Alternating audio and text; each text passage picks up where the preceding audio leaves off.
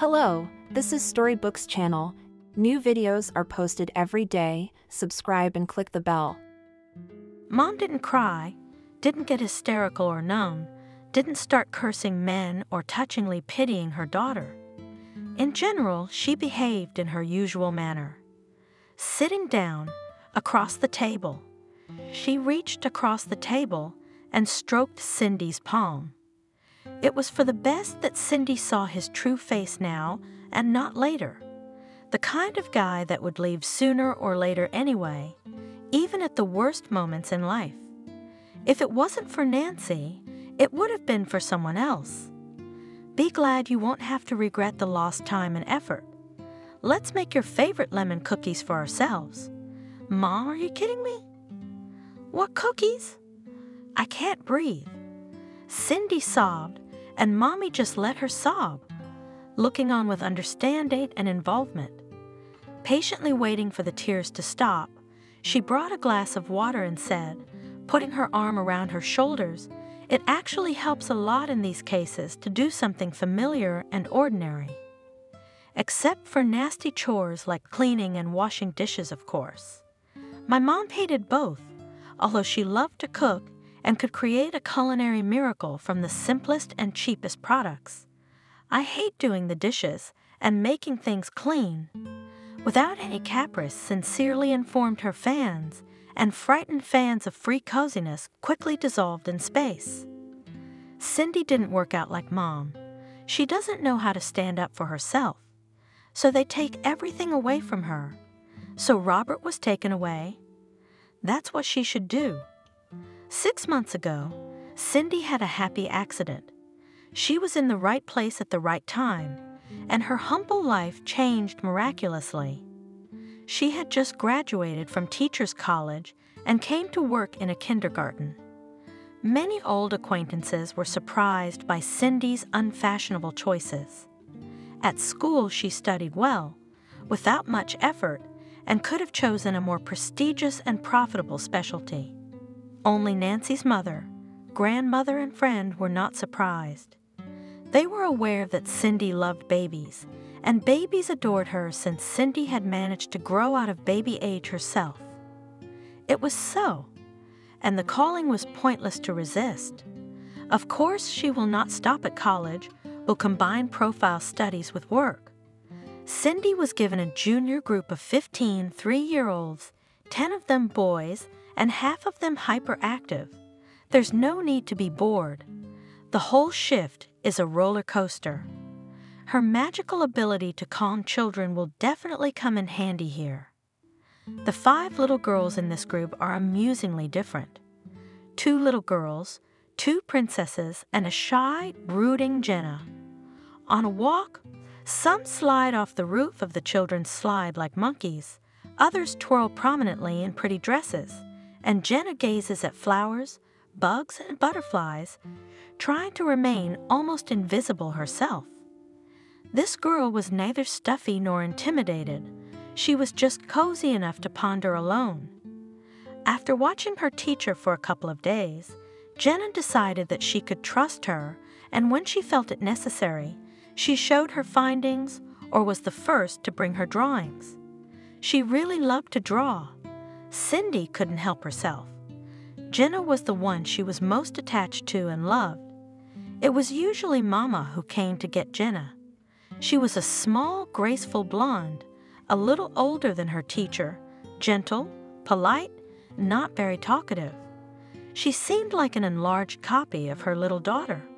She raised the child alone. She often looked sad and tired, according to the headmistress. The 3 of them lived together, Jenna, her mother, and her grandmother. But the grandmother had not yet been seen in the kindergarten. The gossip at the daycare center was that she had been against the birth of Cindy's favorite, had persuaded her daughter to have an abortion, and was now fundamentally unhelpful in raising the baby girl. Cindy has become even more infiltrated with the girl. She herself grew up without a father, but in the love and care of her mother and grandmother, never once all her childhood did not doubt. Cindy could have grown up mistrustful and wary, but was prevented by her mother's easygoing nature. Mom was convinced that most people weren't bad. It's just that everyone is very different. Hence the misunderstandings between them. It was Cindy's 3rd month at the daycare center, when instead of Mama Clara came to pick up Jenna, a sturdy, charming brown-haired man of about 25, energetic hand, with gray-blue eyes and a bright, self-assured smile. It seemed to Cindy that he realized he had made an impression on the young educator, and it was even hurtful. Had Jenna's father remembered her? She thought, and in an instant she understood Jenna, Mom, and out loud she said, "I can't give my child to a stranger. It's for the safety of the children entrusted to us." Jenna's mom had no warning that someone else was coming for her. No question about it. Her stranger replied magnanimously, pulled out his cell phone, made a call, and said into the receiver, "Clara, here's the most beautiful Mary Poppins. To me Jenna does not give.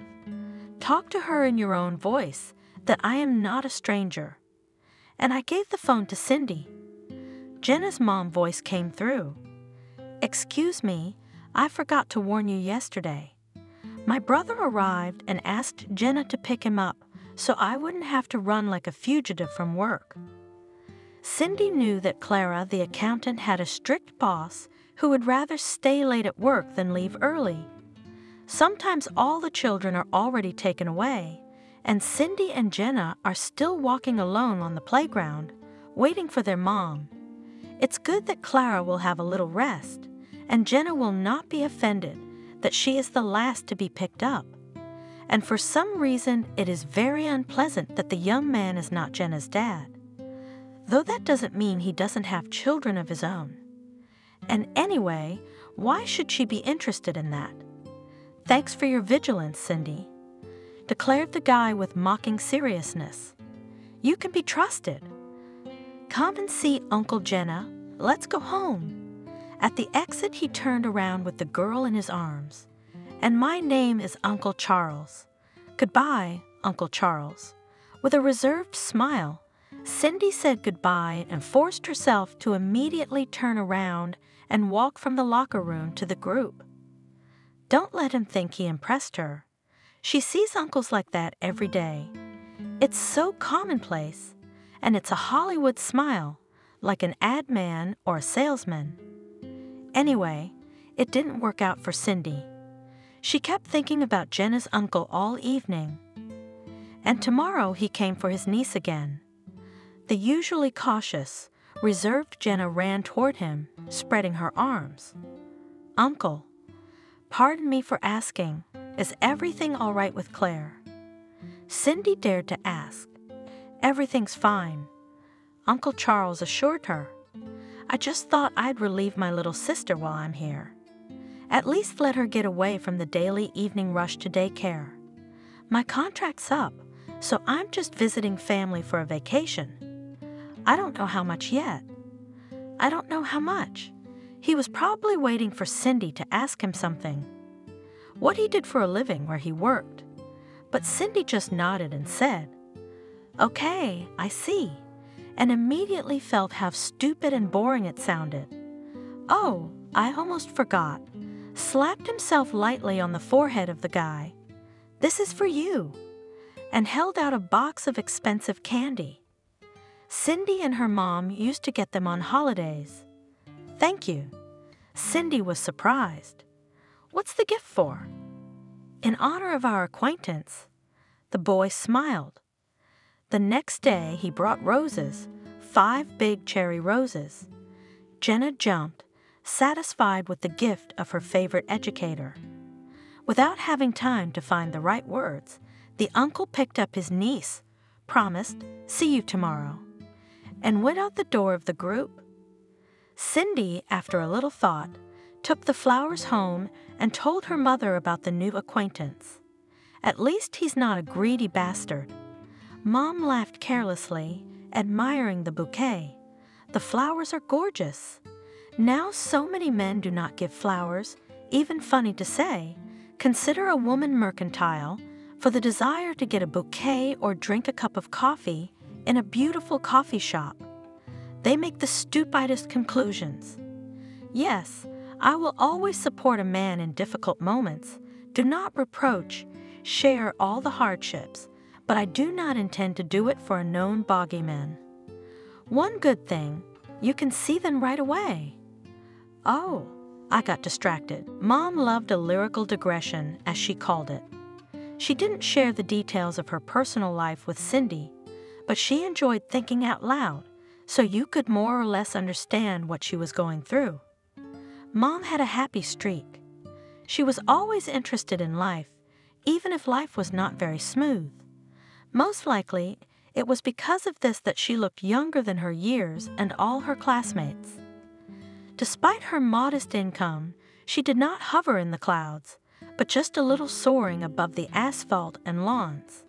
"Do you look surprised and confused?" she asked Cindy.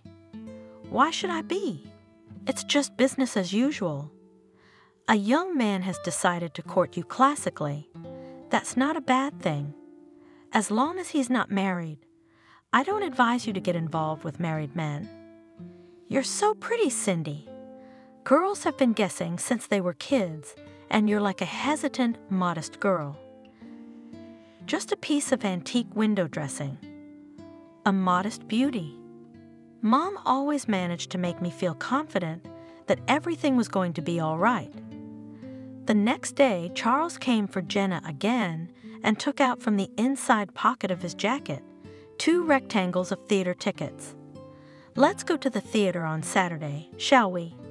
I mean, really, I just want to ask if Cindy would be willing to go out with me." "We could try," Cindy said, "and we have a really good theater." On Saturday evening, Nancy dropped by, caught Cindy packing, and rounded her eyes with amusement. "Wow, you're putting on a dress. Something unusual has happened, and your best friend doesn't know." The mom who heard this snickered and disappeared somewhere. Cindy was a little confused.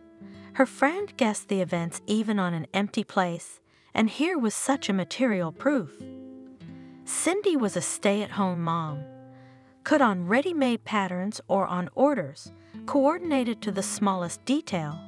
Could with the connection of his own imagination, when the client himself does not know what he wants. Clients were very different. They paid not only with money, but also with primitive natural exchange, as my mother called it. One girl sewing a business pantsuit partially paid with a piece of artificial tie silk. Mom had not been warned of this turn of events. She was counting on the full amount in cash. She and Cindy were just having another dieting spree. That was Mom's expression, too. It's what she called a period of no money. But the girls' times were the same, and she hoped to get out of them by going to the interview, sewing Cindy's mom's suit, and getting her dream job. Informal pay, but it would do. Mom agreed, stroking a narrow section of smooth, navy-colored fabric. And in 2 days, she sewed the girl an elegant tweed suit, and the daughter a simple, elegant dress. Coco Chanel had a little black one and Cindy will have a little turquoise one, she announced. "It looks good on redheads. Mom, it's a masterpiece." Cindy exhaled sincerely, turning around twice in front of the mirror. "But now I have to figure out where to wear it so as not to offend him." "Oh, if only there was a dress, and the occasion will be found," Mom assured me. Nancy tried to borrow the dress once. She was counting on it, but it was made to Cindy's exact measurements. "Nancy, I'll be sure to sew something to fit your tantalizing thighs." Cindy was comforted by her mother, and the dress was waiting on the shoulders in the closet faithful, the only mistress. Now Nancy examined Cindy and made a quick judgment. "I'll assume you just haven't had time to tell me what's new with you. But now you're just not going to get away with it. Nothing much has happened, or you'd be the first to know." Cindy assured me, and it was true. Cindy and Nancy had been friends since kindergarten. Ever since Nancy's parents had come to town and put their daughter in preschool. No one could explain why such different girls had become such good friends, but they hadn't even quarreled once. Somehow there was no reason. Self-loving Nancy, named so in honor of her grandmother, suited her very well, this rare name.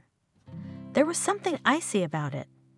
If their school had been casting for the role of the Snow Queen, Nancy would have been chosen. No one could blame her for anything. She didn't get mad at anyone. She didn't fight with anyone. She didn't gossip about anyone. Nancy was not perfect. She simply had little interest in other people. For a select few, she made an exception. Among them was her childhood friend Cindy. Nancy's mother was very pleased with their friendship. In her opinion, when Charles called, Cindy was long since ready.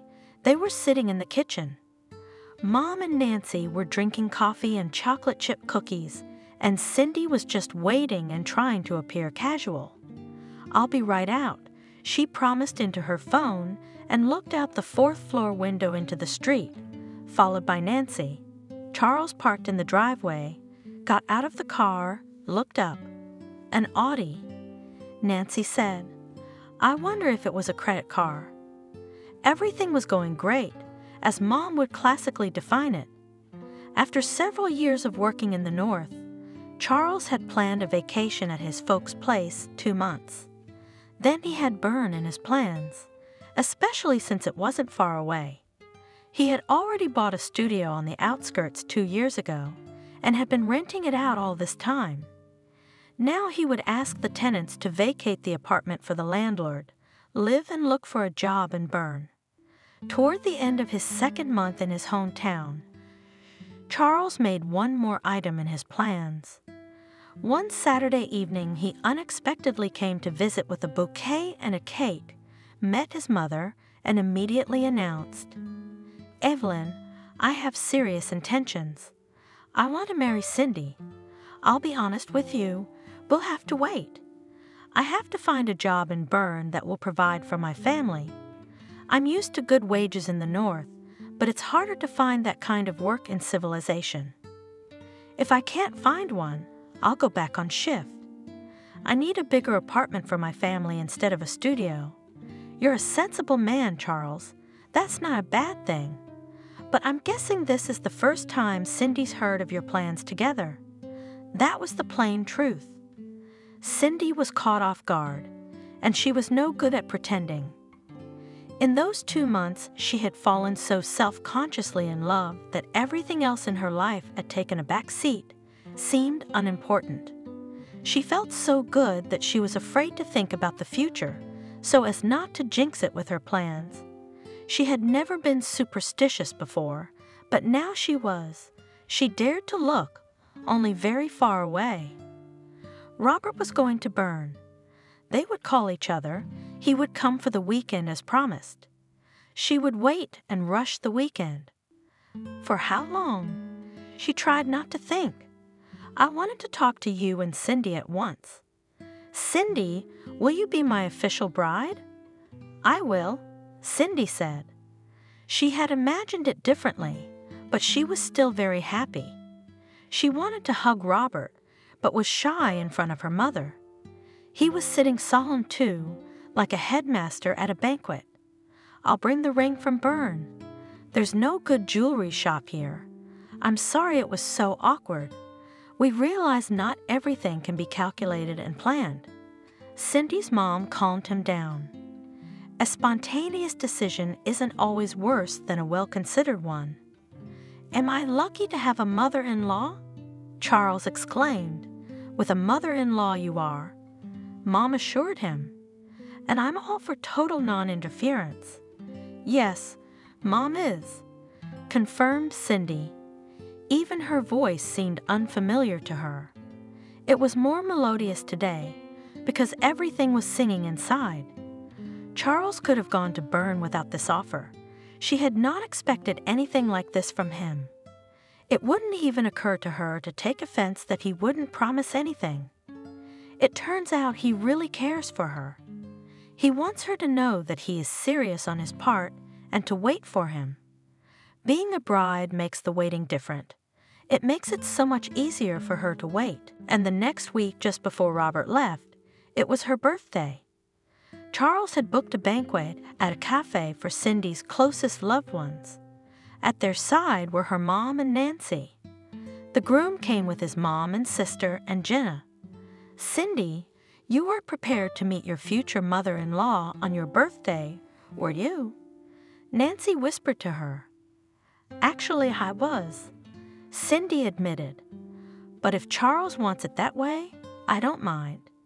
By the way, it's your birthday," Nancy reminded her. Jenna almost stayed in Cindy's arms. It was the first time she had ever been to a banquet, even a small one. All her celebrations had been at home and at daycare. She looked with interest at the decorated table and the beautifully folded napkins. Cindy Mom found an approach to Robert's silent mom, and they talked about fabrics. Mom was generally good with all kinds of people, but she liked her privacy best. Clara, Robert's sister, looked tired, but she tried to seem cheerful and lively. Like she should at a birthday party, she praised Cindy in front of her mom. "Does she really like me, and is she so nice?" Cindy thought gratefully. Nancy walked from table to bar to chat with the bartender, a Chinese man who had been brought to their town and to this bar by some unknown wind. She would gracefully sit down on a stool, showing off her beautiful legs, and the bartender should have been grateful to her. Visitors from the neighboring room began to pull up to the bar, obviously because of the white-haired, unruffled beauty. "You and your friend look nothing alike," Robert's mother, who was watching Nancy, told Cindy. "Of course, we're not sisters." Cindy laughed. She would have liked to spend the evening alone with Charles, but it was all right. Jenna is interested, though. She'll probably spend a few days drawing everything she's memorized. Charles gave Cindy a new cell phone for her birthday, and 2 days later he left for Bern. And the usual routine began. Cindy tried her best to get away from work, to switch. She even tried once again to learn sewing from her mother. "Do you miss her that much?" Mom asked understandingly. "Yes," Cindy admitted. "I didn't even expect myself. I thought that such feelings were invented for novels to make them more interesting for women to read. I was sure I'd live in peace. Look how confident she was, not with your jeans." Mom smiled. "In consolation, I can say that I had strong feelings, and I do not regret it at all, and I am very glad." Charles came every week at first, then became every other weekend. Cindy knew it was hard to spend 12 o'clock on the road after a work week and then drive back a day later. Sometimes you just need to sleep at home and not be disturbed. Charles invited Cindy to his house for New Year's Eve and to show her around Bern. Sometimes you need a change of scenery. Cindy was careful to tell her mother. What would she say to that? "Cindy, you really are an antique. Do you think I'm going to talk you out of it?" "No, of course not. We're not in Victorian England, and you're not a schoolgirl. You're a grown-up, independent girl. It's bound to happen at some point. I'm glad for you that it's not too soon and as it happens, but for love. It's important, believe me." Cindy believed her mother. She was sure, without any proof, that her mother understood love. "Who are you going to spend Christmas with, Grandma?" Once upon a time they lived in this little apartment. The 4 of them, Grandma, Grandpa, and Mom and Cindy. Cindy didn't remember Grandpa very well. He had died early, and Grandma had lived with them for a long time. 2 years ago, she had come from the market and told her from the doorstep that she had met an elderly gentleman there who had selflessly helped her carry potatoes and other miscellaneous root vegetables home. She wouldn't have bought so many if the gentleman hadn't come along. She decided to take a chance. Grandma's acquaintance turned out to be a resident of a neighboring town. He had a house in the private sector, where he lived alone. His children lived and worked in Bern and rarely came to visit. His wife had died a few years ago. Christopher had come here for a friend's anniversary, and now he promised to visit more often. Grandma said flirtatiously. Cindy and her mom laughed and forgot about it the next day. Christopher wasn't kidding. He came to see Grandma, and one day she asked her girls for permission to bring him to visit. But Christopher and I aren't students to wander the streets or go to restaurants. He tries to take me out for tea and cakes somewhere. But you can't sit for hours in a supermarket, and we're not interested in the movies. We want to socialize. Of course, Mom and Cindy invited Christopher. He turned out to be a nice man. This ex-physics teacher, a man of rare manhood. He introduced himself with a chuckle. He no longer taught at school, but ran a technical club for children at the local cultural center. It was obvious that he adored his grandmother. He didn't show it on purpose or hide it. Cindy thought it was a little funny at the time, but her mother said she was just a young girl. 6 months later, Grandma and Christopher decided to move in together. Cindy and her mom were invited to visit at Christopher's house, so that they could have peace of mind that Grandma would be living in decent conditions. The house really turned out to be good and even well maintained. Christopher could do everything himself, including women's work. Mom said that she was calm for Grandmother, giving her into safe hands. To Grandmother and Christopher will still have time. Mom answered Cindy's question. And at Christmas, I was also invited to the dacha by a good friend.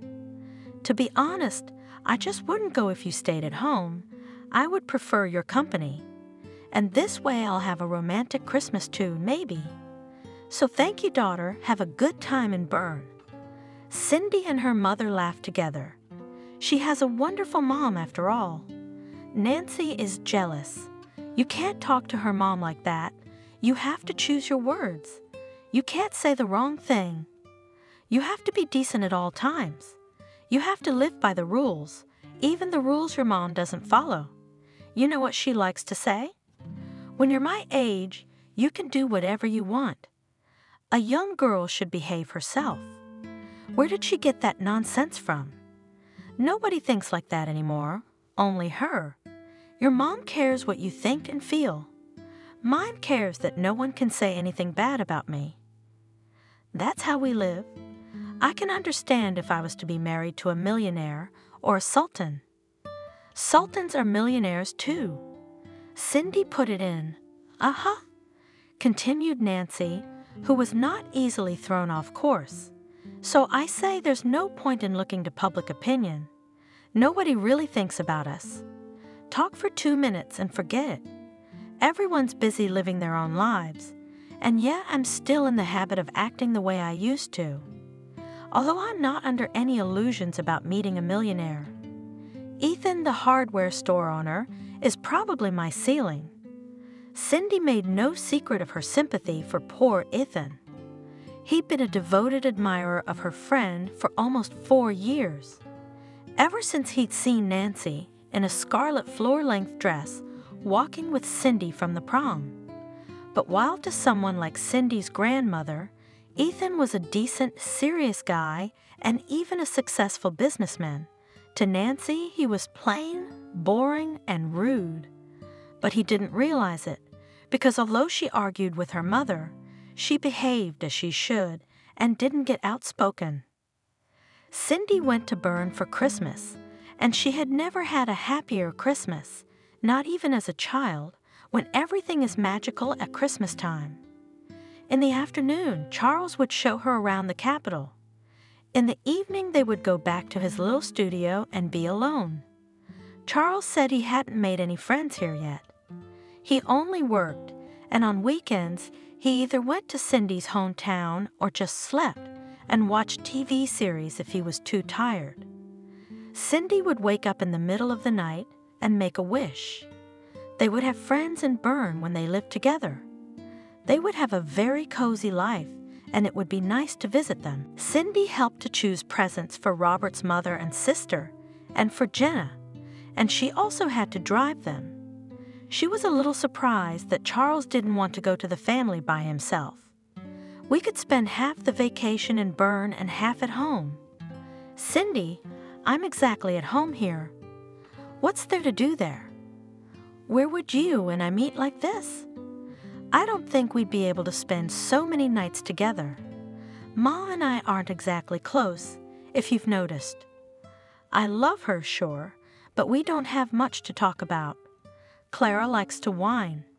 She gave birth to Jenna, no one forced her to, and now it's like it's someone else's fault. She's having a hard time. Of course I feel sorry for her, but feeling sorry makes you tired. You're just tired. Cindy hastened to justify him. She would find something to say to his mom, Miranda. Think of something to make them feel good. Everyone gets tired sometimes, even those closest to them. True, Cindy couldn't remember her and her grandmother or her mother ever getting so tired of each other, but men must be different. Sometimes you have to leave them alone so they have time to miss each other. She knows too little about it yet. I wonder how Mom is doing. When she wished them a Merry Christmas, her voice was carefree and happy. Cindy sometimes felt that Mama was the same age as she was. The Christmas holidays had passed. The usual dark routine had returned. The calendar hinted at spring, but it didn't look like spring. Charles visited Cindy and his family less and less often after 2 weeks or even 3. Cindy understood, or seemed to understand, but she was restless, anxious. The winds rattled the windows at night, and it seemed to sleepless Cindy that it was bad news knocking at the house, which was hidden from her during the day. Weekends without Robert seemed long and useless. Nancy had somehow become a little distant.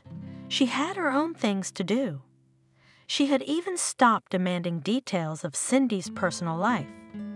Cindy imperceptibly became friends with Clara, Robert's sister.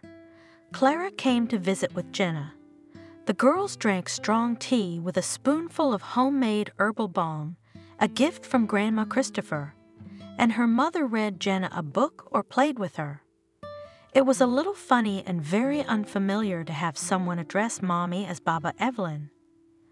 But it didn't make the mom herself sad at all. Baba is the child's degree of trust.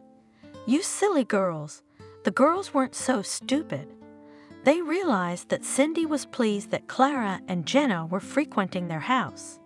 It was like Charles was getting so close, and Charles said at every call, "Thank you for your consideration for my girls, Cindy." Mama always admonished them to come by more often, and Robert's mom was slow to invite them over. She's that kind of person.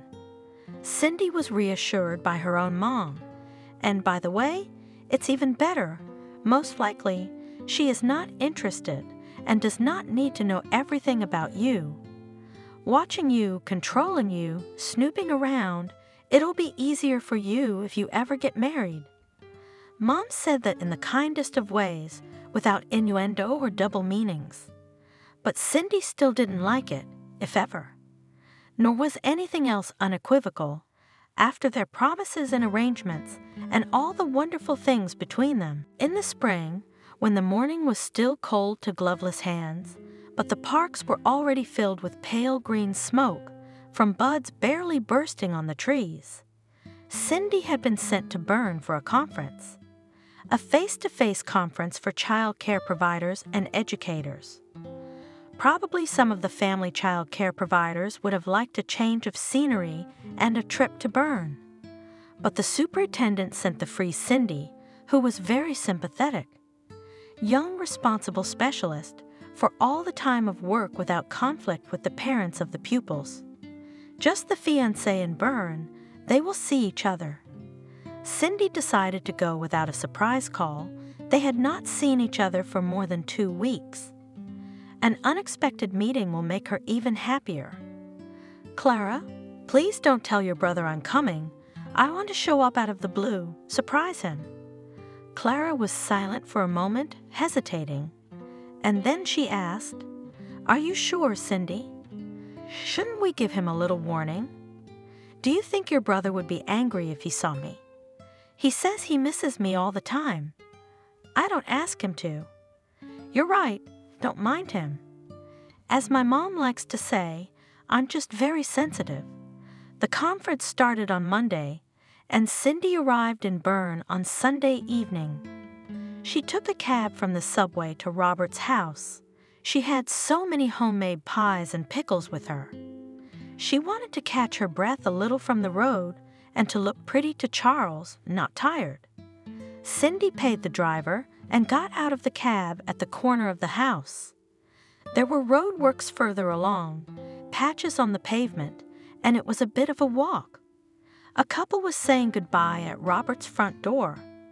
A shapely girl in a light, unseasonable mini dress and a half coat thrown over her shoulders, with white thick hair down to her shoulders, was kissing a young man on the lips who lightly embraced her below the waist. She broke the kiss, but continued to stare at her companion. It was Charles, slightly wrinkled and pleased with himself. "Should I say hello to your country girl for you?" Cindy heard a familiar voice, playfully melodic, almost flawless. What is she doing here? Nancy laughed softly, turned away from Robert, and faced Cindy. There you go, one leaves and one comes in. She wasn't confused, but she didn't wait for an answer. Nancy was leaving in no particular hurry, in her usual gait, what Cindy's mother used to call a catwalk walk. She had known her friend too long and well. She was convinced that Cindy would not run after her, could not bring herself to move. Cindy's travel bags were frozen in her hands, and she had to at least put them on the pavement to lose all their weight, and her fingers wouldn't stretch, wouldn't obey. Charles, as if nothing had happened, took hold of the handles of the bags and pulled them toward him. "Let's take them and go home." Cindy obediently followed him as if in a fog. In the elevator, she stood looking at her feet, or in the corner, unable to look up at Robert, as if she were afraid of seeing someone else entirely. In the apartment, she sat down on the edge of a chair on the corner of the table, her back to the disassembled sofa. "Bunny, I didn't think you were such a child as your charges in the younger group." Charles addressed her condescendingly. "It's not like you and me, pure physiology. We don't see each other much. I'm a healthy man, and I have needs. I was sure you would realize that, and not come without warning, so as not to embarrass me and yourself. I would never have let you run into each other here if I had known. I'm not afraid of you coming without warning any time." Cindy replied, "Zai, that's why I'm marrying you. You have all the qualities of a good wife. This is your pseudo-girlfriend, with pleasure spend time, but only idiots marry them. Yeah, you're not an idiot. You want a country girl at home who's easy to fool. Zai, don't mess with my head. It doesn't suit you. People like her just want to assert themselves at the expense of others, at least to make a mean comment to someone more fortunate. And you fell for it like a little girl." "Yeah, she gets leftovers, and she convinces herself that she's beaten someone." Cindy listened to him. She dares to look up. He doesn't think he's wrong. He sees himself as a gift, a prize being fought over.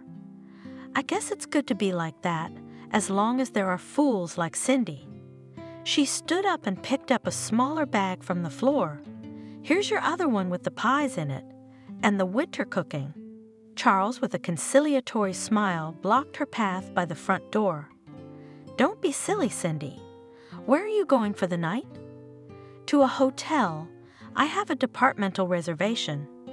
I'm here for a conference, not to catch you red-handed."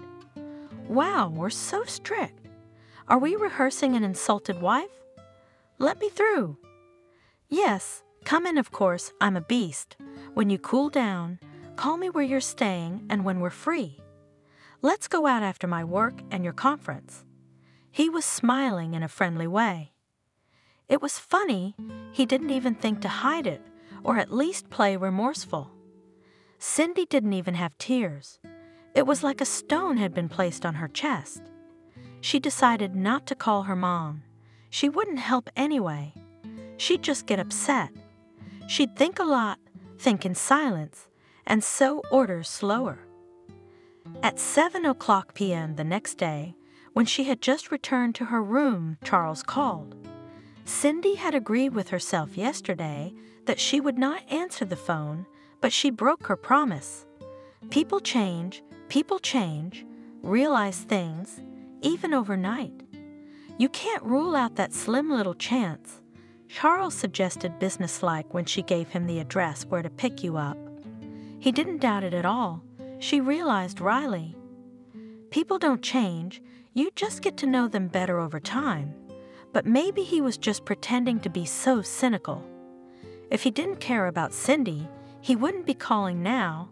He'd be taking the opportunity to get rid of his annoying friend easily. Why all those emails and postcards? The calls, the gifts, the introductions to families. He loved her, she couldn't be wrong. She wasn't some posh, unapproachable socialite to win her over out of ego. So he does love her. She just didn't know how to express it the way Cindy wanted to. She gave the address. Charles arrived, quickly, brought a bouquet of white lilies, suggested they go to the premiere of a comedy. He was the same as he'd always been, joking confidently, opening the door with a warning. Cindy wondered if he was pretending, or if he really didn't see that she seemed frozen or petrified now. He was chuckling quietly at the movie, enjoying the evening. And Cindy didn't care much at all about what was happening on the screen around her. "Shall we go home?" he suggested lazily after the movie. "Let's order delivery for dinner, a bottle of wine." Cindy was silent, remembered the Nancy front room, the disassembled bed. "I can't go there yet. You know, this hurts me, and you don't even apologize, even though it's so easy. Just because I love you doesn't mean you can do this to me." "Here we go," Charles said curtly, wrinkling his nose. Everything was fine, and now it's back to this kindergarten stuff. Really, your element is kindergarten. You're in the right profession. He turned and strode leisurely to the car. Cindy could hardly restrain herself from rushing after him. She was afraid. Even his back showed that he might be gone for good, and she could do nothing about it. She can't hold him back, make him regret what he's done and apologize. She can't do anything. She's a hen. She's a hen. She's a pussycat. She's a hen. Nancy's right. The third day of the conference was over. Cindy was going home. Charles still hadn't called. It's a good thing that Mom and Clara, not to disturb her and at the wrong time, didn't call her, but messaged her. It's easier to reply there that everything is fine. The voice in the text is not audible. Before the train, Cindy stopped to buy a small gift for Jenna and went to the train station. Just as she was settling down on a side shelf and the platform slowly floated past, the bell rang. Charles. I ran to the vestibule, tripping over other people's legs, stretched out into the aisle, as if I couldn't answer it in the car. I thought it would be better to speak to you directly, so that there would be no misunderstandings, so that you wouldn't make up things for yourself. Robert's voice sounded soft and almost indifferent. For some reason, Cindy remembered a Methodist at a conference, tired from the presentation and the buffet. You and I shouldn't continue our relationship. I was wrong, I admit it. We're not right for each other. You're over-dramatizing life, and you can get tired of it quickly. We'd both get bored, and if I'm feeling it now, you know there's no point. You can keep the presents, be happy. Say hi to my family, I'll come by sometime. He sent that text and dropped the call. That's what it's called, dropping the call. That Mom's quietly sad expression. Cindy knew it well. Mom, you knew this would happen, and you didn't say anything to me, not once. I'm like an old crow that just wants to caw. I didn't like Charles very much, but my opinion is just my opinion. I'm entitled to be wrong, and it's not that uncommon for me to be wrong. Why would I want to ruin the best parts of my life? There were good things, weren't there? There was. Cindy exhaled. Well then, it's all good. And there's nothing to regret? There was and there will be. Not with him. Do all men look at it that way? Why would I even want to be in a relationship? Come on, don't generalize. They're as different as we are. It's true that fidelity isn't for everyone. Things happen in life. I haven't judged anyone in a long time. But a good, decent man behaves differently. If his girlfriend, especially his fiancée, caught him with someone else, of course, when he loves someone, even if he doesn't love her anymore, he still behaves differently. And you realize it yourself. Sometimes a guy is an incorrigible womanizer, but he's a good person. In Robert's case, it's not the cheating that matters, it's how he behaved afterwards. You got rid of such a piece of dung daughter. It's worth celebrating. I lost my friends too, Mom. Nancy and I have never had a serious quarrel since we were kids. We trusted each other, and now, even if I wanted to, I couldn't even trust her in the smallest things. It wasn't an accident that she came to Bern to see him. It's deliberate. And Clara herself won't want to keep in touch with me after her brother and I broke up. Nancy wasn't a friend, she was just a traveling companion. People like that are friends when it suits them. If it's not favorable, they'll kick you in the head with their boots and move on. No one to regret either. Clara is not a stupid girl, though her mother and brother think otherwise. She'll figure out who she wants to hang out with. If she distances herself from you, it's because she's embarrassed about her brother. It happens to people with a conscience. Someone else did something bad, and you're embarrassed. When do you have to go to work? Mom could jump from one topic to another in a heartbeat. Cindy was used to it, but sometimes she couldn't keep up with Mom's thinking. Monday, today's my arrival day, and tomorrow is my day off after the conference. Going out of town for a weekend of sadness. Or if I'm lucky, not even sad. The friend I spent Christmas with has a cottage in a magical place, almost in the middle of the woods. There are snowdrops in the sunny spots. Mom, you've never introduced me to your friends. Is there something serious here? Just a man I'd love you to meet. His name is No. It's both serious and not serious, a little bit of everything. Anyway, I'm welcome to visit with my daughter, my mom, or Christopher. There's a dog and 2 ginger cats. Oranges, tangerines. Let's go. Charles was going on vacation. It was the first time he'd ever been so lucky. He was going on vacation alone without his wife. His wife, having received an invitation to a friend's wedding in Spain, got excited, packed up, and flew away, picking up the speed of the Boeing from the very threshold. Not even for the sake of decency do not offer your husband to keep you company. He asked. Nope. The wife shook her head. There will be ours, our yoga course. You are not interested, and I deserve a vacation and complete relaxation. And I want to see a real Spanish wedding, Spanish mother-in-law, and other highlights. And you can go somewhere to make up for it. Does your dad know you need a vacation? And she flew away happy and contented. It was even annoying that he wasn't jealous anymore. Letting her go on vacation alone, just to have a vacation without her husband. They hadn't been together that long. Charles married the daughter of the technical director of a small company with which he worked as a development engineer. They met at a summer corporate retreat where employees could bring a family member with them if they wished. There was a lot of people. contests, fireworks, dancing to pops, all sorts of nonsense for the accountant's amusement. A full-figured but bright, confident brunette came up to him as he was bored at the bar on the open veranda. What kind of cocktail would I like? She wasn't exactly Charles's type, but if she showed interest, it was indecent to ignore the chance. Charles ordered another cocktail. We drank and danced. "I'm going out for a minute," the girl said after the dance. "Stay here, don't leave. While your lady goes to powder her nose, I'll tell you something." The mocking voice of David's colleague sounded behind my shoulder. "So you don't get too excited. It's our boss's daughter. The only favorite, spoiled, does not want to work. She studies here and there. She'll sigh, 'It's not my thing.' She'll go and live in Vietnam, go and study something new again. Dad dreams of marrying her off. She'll be 30 soon.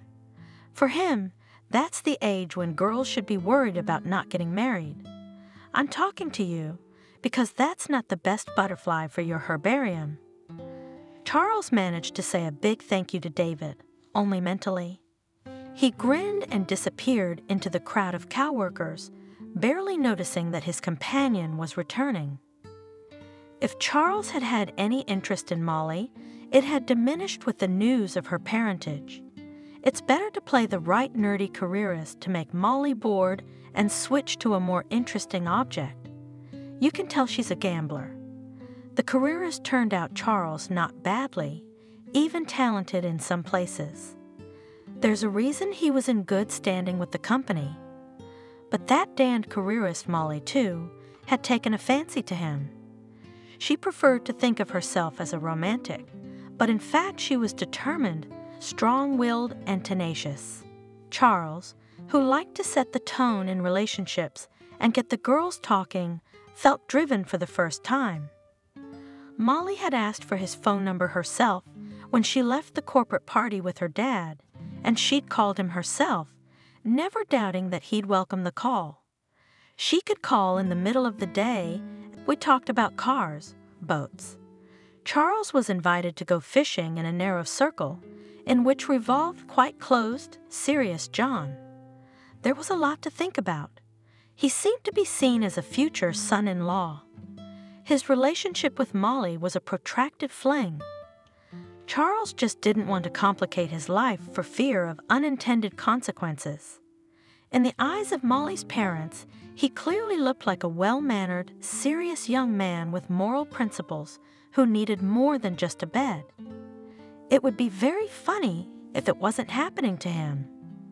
Charles, a week before the fishing trip, read several thematic sites and bought himself the right equipment and the right spinning rod with which it is not ashamed to appear in a serious fishing community. He enjoyed fishing as a hobby. He was looking for an upside to his position, and that's the first thing that came to mind.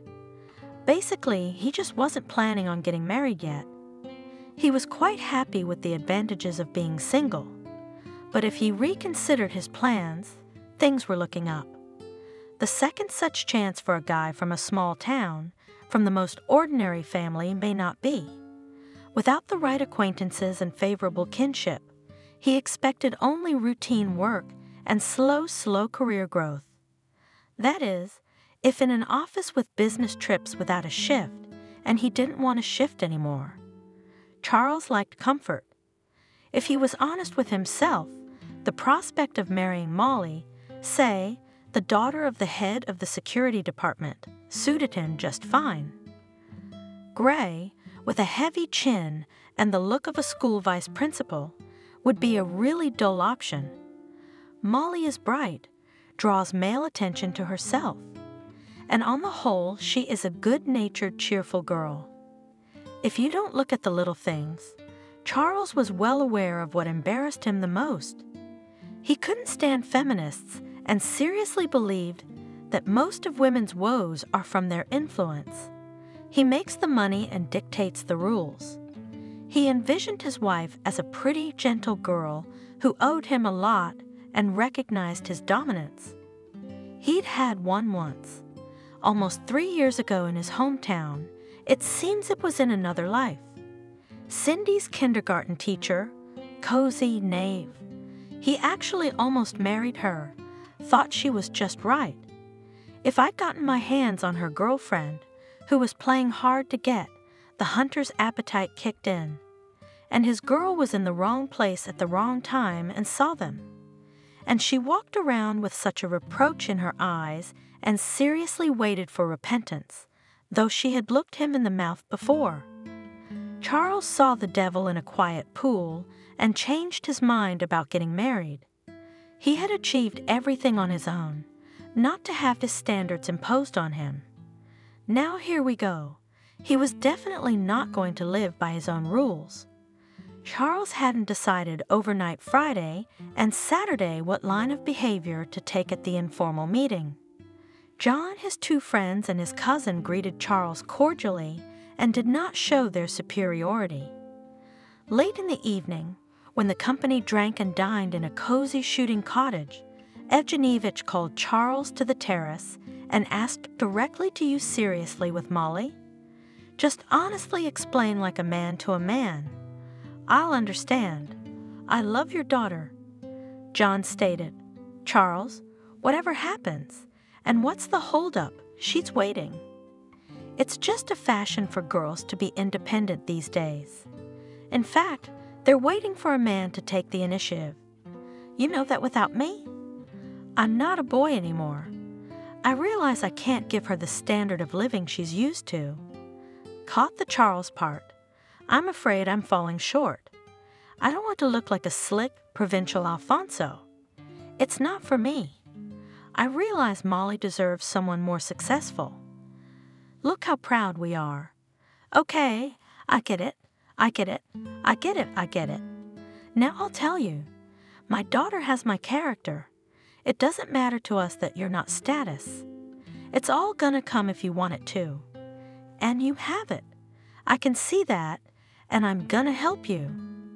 I care about my daughter's happiness, not what anyone thinks. I don't work for myself like Papa Carlo. When you have kids of your own, you'll understand. Molly never wanted to get married. She's never wanted to get married, but she wants to marry you. So don't hesitate and don't procrastinate. Propose. My mother and I will organize any wedding you want. You can have 300 people, or just the 2 of you in the Maldives. Thank you for your understanding, John. Just as long as it works out. That's how Charles got married. Molly didn't want a crowded wedding. She wanted a modest ceremony and a romantic exotic cruise. Weddings are only for drunken guests and hackneyed plots, she said. Charles was grateful to her.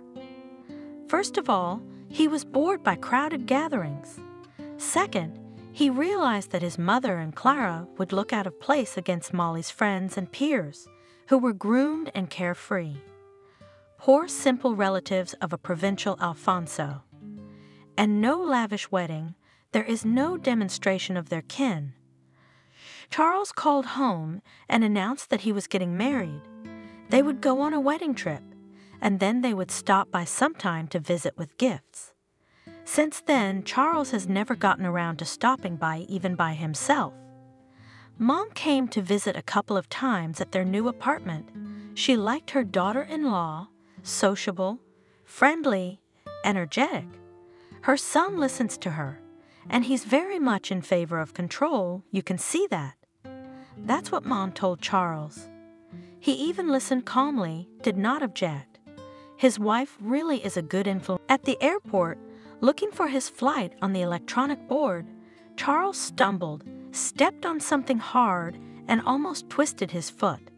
He cursed quietly, looked under his feet, and saw a child's wooden cube with letters on it, almost identical to the ones he had as a child. This one rolled farthest away. A thin, red-haired girl was collecting the other cubes in a box a little farther away. He hadn't thought of her in 1,000 years, but he recognized her immediately. Cindy, my goodness! She hadn't changed a bit. Still busy with her children's toys. Well, that's to be expected. She straightened up, looked around for someone Charles hadn't seen. He took advantage of it, jumped up quietly from behind, handed her the ill-fated cube from behind her shoulder, and suddenly in a stern inspector's voice, asked, "What is Cindy suddenly doing at the airport on a weekday?" Accompanying a daycare center on a tour of the uncles of the pilots and aunts of the flight attendants. Cindy shuddered slightly, barely noticeable, and turned around. Confusion and bewilderment flashed in her eyes for a few seconds, but was immediately replaced by a calm smile. "Cindy rests sometimes." With a softly indifferent grin, she replied. She ignored the tactless prank. Charles wanted suddenly to continue the conversation and embarrass her after all. But Cindy saw who she was waiting for. A little girl with a mop of auburn curls and bright red sneakers was running toward her. Behind her came a panting, cheerful girl and a preschool boy. "Mom, it's okay. We're all cleaned up and everything is fine," the little girl reported to Cindy in a ringing voice. "Good for you, Foxy." Cindy laughed. "Take the cubes, put them in Mason's backpack, and don't look in anyone else's backpacks." I played customs with Mason. I found the little girl right away. She looked just like Cindy. Same thick hair, same clear skin with a few freckles. Only her eyes were not light brown, but blue, not almond-shaped, but almost round, big, and mischievous. You can already see that she will grow up to be very beautiful. Charles suddenly thought, "Thank you, Kathy, for putting this gang in order." She turned to her friend. "And I met an old acquaintance while I was waiting for you." And she gave Charles a polite nod. "We should go. Have a nice vacation or business trip." "And to you girls," Charles nodded. The friends separated the children, taking each of them by the hands, and went to the baggage claim line. Somewhere in the middle of the line for the Bali flight, an elderly woman with suitcases was waiting for them. I wonder if he was just choosing between Cyprus and Bali, but he chose Cyprus. It would have been funny if they had flown to the same resort town. But we didn't. And probably, with children choose other resorts, as John likes to say, will be their own children, you will understand. Where did you fly away, carefree, funky mood? Handed over the suitcase, sat at the bar with cognac and coffee. It seemed that at the opposite end of the hall still flashed this four, moms with children. Cindy the girl, about 5 years old. As far as he understood about children, they'd said goodbye just about 6 years ago. He could very well be her father. And his eyes. What's he getting so worked up about, though? There's no such thing as eyes. And if the child had been his, he would have been informed. Sister Clara, who never forgave him for dumping her girlfriend and won't even meet his wife or Cindy herself. But how does it usually go? "Let's make up. Love, we're having a baby." Or her mom or his mom. At least as a warning that they might sue for child support. Nobody said a word.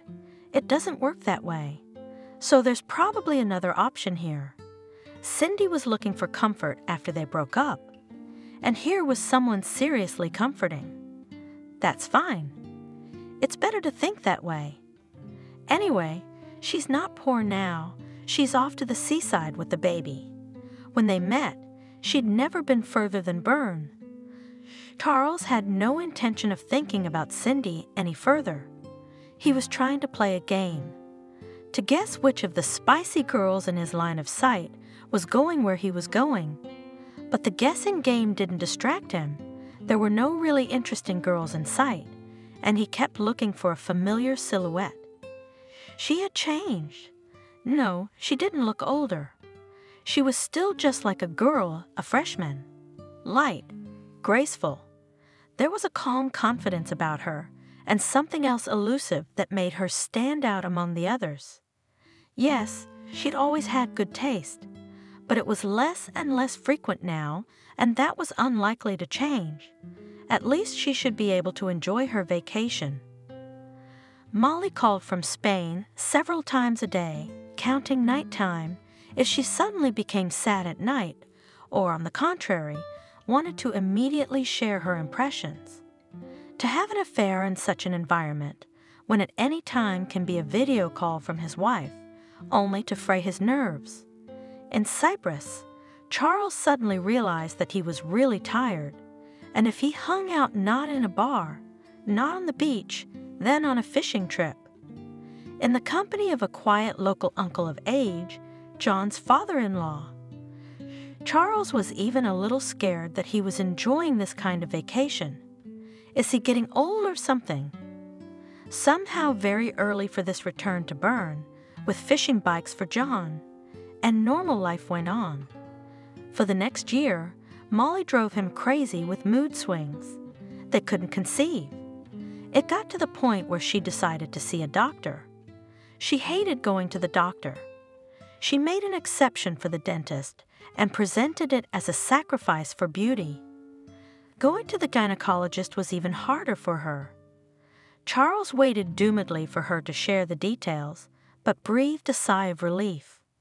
Molly had suddenly stopped sharing, whispering only to her mother. While she waited for the results of the tests, he did not forget to give her duty signs of attention and did not ask about anything, just to continue to leave him alone.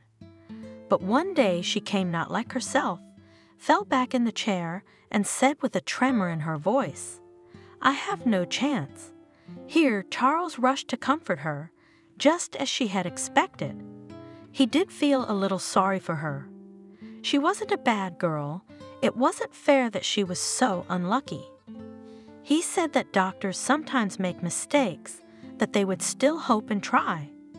You know, all the things you're supposed to do in cases like this. He himself was not depressed. He had no burning desire to have children. To be honest, he saw no tragedy in life without them. The only fat disadvantage he saw was that, without children, Molly would have to take care of him and control him. After another year, Molly, having consulted with Mom and Dad, voiced Charles' decision. They would adopt a child, or rather adopt a child. She wanted a girl. Charles, accustomed to show firmness, but from fright remembered the past and answered categorically and adamantly no. Don't even try to approach me with that proposition again. You've grown up like a greenhouse flower. You don't know life, you have no idea what genes these rejects might have. I don't really believe in upbringing when there's been 7 generations of marginalized people. No matter what you do, the genes will show up. No, that's all. He was sure Molly wouldn't leave him because of that. She loves him too much. She'll whine from time to time. But he put up with that. He thought his marriage was pretty successful overall, better than most. Then, in the late fall, a vaguely familiar, melodic female voice called out to him at the mall. "Oh, Charles." He turned around. He remembered her not at once, but he remembered her. A perky girl with a rare name, Nancy, who had once wanted to wrestle him away from her friend Cindy. She'd really grown up. Pretty, boring, respectable, and by the looks of it, well-to-do. "Hello, Nancy. You look good." "Oh, come on. It's just a courtesy. I'm waiting for a friend. I've been through the galleries twice. If you're not in a hurry, let's have coffee." "Why not? Let's do it." We sat down in a cafe. He only took coffee. Nancy also took cognac. "I'm fine. I don't drive. I'm not good at it. There are people like that." "My husband drives me. It has its advantages. It's convenient, yes. You live in Bern?" "Yes. We moved here 5 years ago. Everything's fine. By the way, Cindy lives here, your ex-fiancée and my ex-girlfriend. I know that from my mom. I shouldn't have looked at you the other day. I just lost a good friend. But I'm okay with that. It's been a long time. Do you have a wife, children, or are you a love tramp, Casanova?" "I have a wife, no children. Not that I know of, anyway." Well then, you don't know much. Nancy remarked without a trace of schadenfreude. You really don't know, or just don't want to know. Charles had already guessed what she was going to tell him. Our Cindy has a daughter with you. Lisa, she's already in school. You'd have to be such a principled girl like Cindy not to ask you for child support. I don't think it's my child. My mother or sister would have told me. Mother, I suppose. If someone had told her, Clara would know, but her friend asked her to keep quiet. When you and Cindy split up, she moved to Bern a couple months later, got a job at a private day care center. Some friend of her mother's, Aunt Evelyn, helped her. Then she married him. Imagine that. And my mom also has a friend at our women's health clinic. She told me that Cindy came to see them and that Cindy was pregnant. It's definitely your baby. When it comes to Cindy, you can be sure. So Cindy and Aunt Evelyn didn't say anything to anyone. It was just a quick getaway to Bern. Cindy left. She gave birth here, and she lives here. I don't know her address. I don't know her phone number, Daddy. Why are you telling me this now? I don't even know. Someone must have told you. You decide whether you need this information or not. Nancy laughed softly. Another 6 months passed. Spring came. Molly had lost weight from worry. Charles had always found thin people more attractive, but his wife didn't like thinness. She'd even forgotten his adamant statement about adoption. She kept asking, demanding, crying. But one day she met him from work, soft, calm, and thoughtful. After dinner, she made them both a cocktail, sank quietly into a chair and said, "You already have a child, so you don't want someone else's. You don't even ask where I went for 2 days. You're not interested. I went to your sister's. I've been wanting to meet her for a while, so I thought, why not now? They're both great sisters and nieces. I got it out of Clara that you had a kid. You know how hard it is to get rid of me, don't you? No, no, no. I'm not gonna fight. That was way before my time. On the contrary, I have something good to offer you. Don't laugh. I've given it a lot of thought, and it's a good thing. Why don't you meet my daughter? Why don't you come and visit us on the weekends? We'll give her gifts, support her financially, just be friends. We'll have a child in the house, and it won't be someone else's child. I know it's not uncommon for a girl to be friends with her stepmother. She's so pretty, your daughter. Clara showed me a picture of her. And very capable, as Clara says. She's a quick learner. Her mother will be very happy that they suddenly have support. Molly, I myself found out 6 months ago by accident that I had a daughter. You may not believe it, but it's true. If her mom needed my support, she wouldn't have kept me in the dark for so many years. She's a different kind of person, a little weird. Clara told me how you two broke up. Tried to be unemotional, smoothing over the facts, probably felt sorry for me. It's not for me to judge you. I had 2 abortions when I was young, and now I have no children. So as far as moralizing goes, that's not for me. If you're uncomfortable talking to your daughter's mom, I'll talk to her. Maybe it's better that way. I'll be honest, I'll explain everything, she'll understand. I'll be Lisa's aunt like Clara. Molly, I always thought you were a practical, reasonable woman, at least adequate. Why do you have such crazy ideas? Well, find yourself a hobby. Don't obsess about the kids. That's ridiculous. If you worked like me, you wouldn't have time to think about nonsense. Aunts, uncles, have you ever thought how stupid I'd feel in this situation? Like you think a lot about my feelings yourself. She wanted to say something else, it was obvious, but she kept quiet. Well, it was great that she had learned to stop, at least for a while.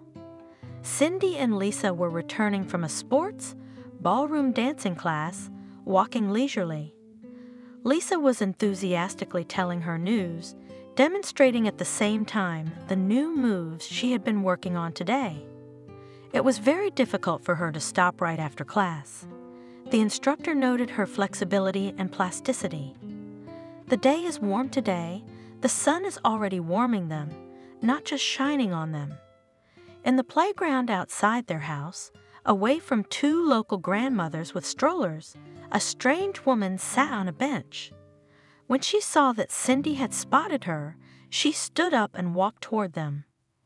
A well-groomed brunette with a beautiful tired face, not a single wrinkle, but you could see that she was a grown woman, not a student, but definitely not one of the moms or other relatives of the children from her daycare center. "Hello, are you Cindy and Lisa?" Greetingly, but somewhat tensely, she asked. "Yes, my name is Cindy. This is my daughter." Cindy replied in her tone, but a little wary. This didn't seem like an official visit. "Cindy, do you have a moment to talk privately? Can we talk here?" "Lisa, take a little walk around the grounds. Please chat with our neighbors." "I won't be long." "Okay." The girl replied with a curious glance in the direction of the stranger. "I'll be around if you need me." The brunette smiled, escorting her with an attentive look, and hurriedly introduced herself. "My name is Molly. I'm the wife of Charles, Lisa's father." There was a careful silence between them for a moment. Cindy broke it gently first. "All right, let's get acquainted. I won't even try to hide my bewilderment. Why do you need us?" "If we haven't threatened your family's budget so far, we won't. I realized that a long time ago. That's not why I came to see you. I wanted to ask you to let Lisa meet her father. Has Charles become so shy over the years that he needs an intermediary?" Cindy laughed softly. "If he suddenly wanted to communicate with his daughter, he would have come himself. All the more reason for you to mediate in such a matter. I can see he hasn't changed. He's as indifferent to the feelings of women as ever." "I'm sorry, Molly. No offense. Just the facts." Cindy felt a strange sympathy for her new acquaintance. From Charles's wife, there was no hostility, no sense of superiority. She did not scrutinize Cindy, did not evaluate her, did not compare her with herself. She just looked at her expectantly and thoughtfully, choosing her words. "Cindy, this is going to sound strange, but I would be glad to have my husband's daughter in our home. I have no children of my own, and he doesn't want an adopted one." She fell silent, giving herself pause again to choose her words. "I think I understand. I don't need to explain further." Cindy stopped her. "I'll tell you a platitude. Doctors sometimes make mistakes. I work in a kindergarten. I know many such stories. Every daycare center has a kid whose mom thought she was infertile. Hope for your chance. The attitude helps a lot. As for Lisa, I am getting married in a month, and for Lisa, my future husband is her daddy. She doesn't even question it. By the way, neither do I. Imagine if this were your child and your situation. What would you do?" Yeah, I'm not coming back. Sorry for the stupid idea, the time wasted. I'd have a very different conversation with me if I were you. And I'm sure you'd understand, too." Cindy replied, "Thank you." Molly nodded. She turned and walked toward the parking lot, waving to Lisa as she went. "I felt sorry for myself at first," Cindy thought, looking after her.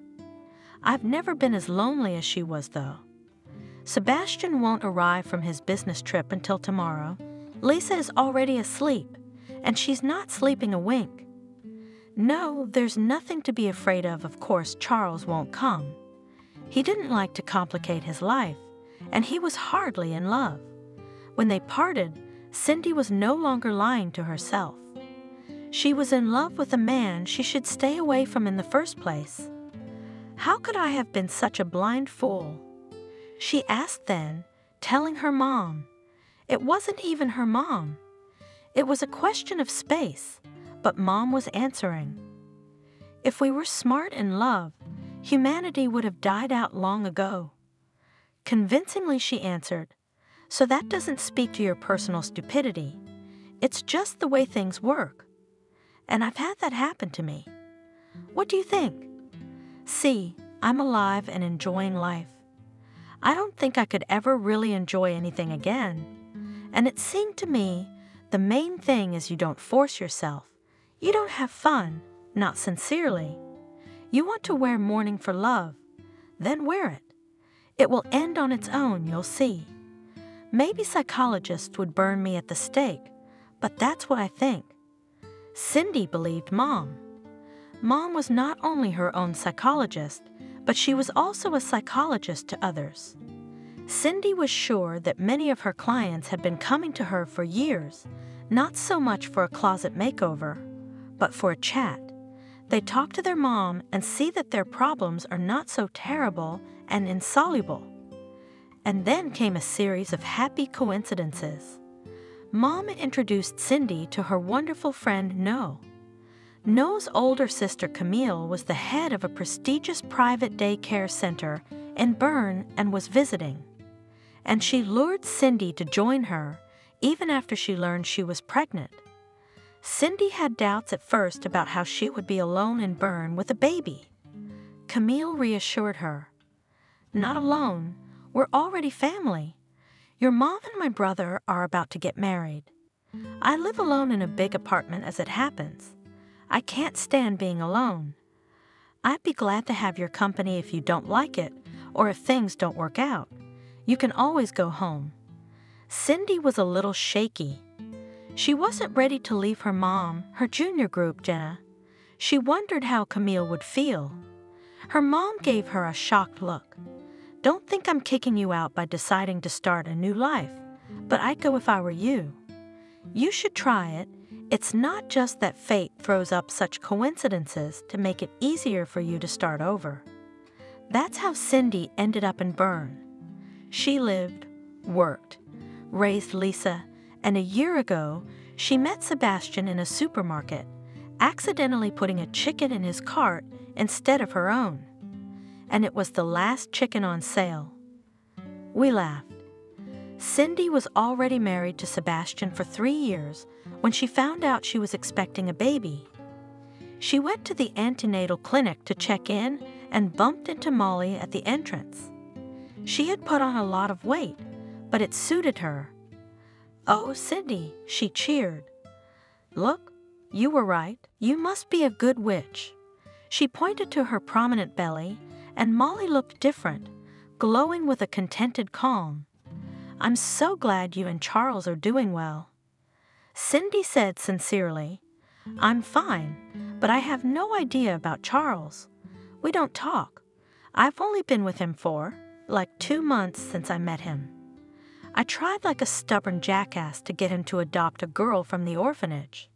He even stopped calling me by my first name, just Hen. They say I'm obsessed with the desire to have a child. I'm limited, and I really already had something like insanity. I'm used to getting what I want. Of course, it was hard on me. Charles had a young girl. I didn't feel anything special when I found out, but I felt sorry for the girl. I met her and drew a verbal portrait of our mutual Charles out of female solidarity. By the way, we are still friends with her. And Charles she left not immediately, of course, but the main thing herself. I gave up. I decided to get away. I went on vacation alone so I wouldn't have to see his perpetually disgruntled face. And there I had a resort romance, and I suddenly saw thanks to him, and my husband does not love me at all, and I do not love him anymore. I was wrong about him. I'm weird. Why should I be surprised? So I came home and got a divorce. He even quit his job out of fear, as if my father would hurt him.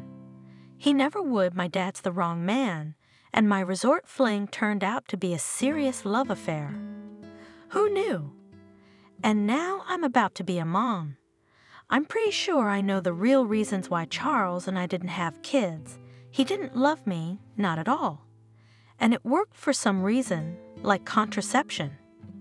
Everyone laughs at me, even my mom. One old doctor said, "Yeah, she's seen cases like this before. I'm not the first, and she believes me. If it feels right, it's right. Bring your baby to our daycare later." Cindy smiled. "I was just going to say, I'll bring my baby to your daycare center." Molly laughed. "I'm having a son. You don't have to wait so long. Come visit us with your husband." And they exchanged phone numbers. Cindy went home happy. She remembered Molly sometimes, and it was a sad memory. It was nice to know that another person's life had changed for the better. It seems like they're definitely going to be family friends. If that's how I feel, that's how it is.